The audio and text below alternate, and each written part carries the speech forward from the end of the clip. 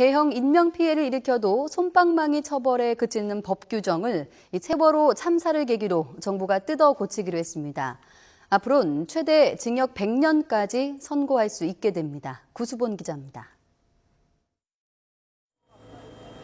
500여 명이 숨진 대형 사고였던 삼풍백화점 붕괴 사고 당시 백화점 회장에게는 고작 징역 7년 6개월이, 190여 명이 사망한 대구 지하철 화재 사고를 야기한 기관사에게도 금고 5년이 전부였습니다. 가장 처벌이 무거운 범죄의 형량에 절반만 얹어서 가중처벌할 수 있도록 한 현행법의 한계 때문이었습니다. 이번 세월호 참사도 다를 게 없습니다. 4가지 혐의가 적용된 청해진 해운 대표 김한식 씨의 경우 각각의 최고형은 징역 1년과 징역 3년, 그리고 징역 5년씩입니다. 지금대로라면 형이 가장 무거운 징역 5년에 그 절반인 2년 6개월을 더해 징역 7년 6개월을 선고하게 됩니다. 하지만 앞으로는 달라집니다. 고의든 과실이든 2명 이상 사망하는 죄를 저지르면 각 죄에 해당하는 형량을 모두 더할 수 있고 유기징역이나 금고형을 최대 100년까지 선고할 수 있게 됩니다. 지금은 최대 50년인데 2배로 늘린 겁니다.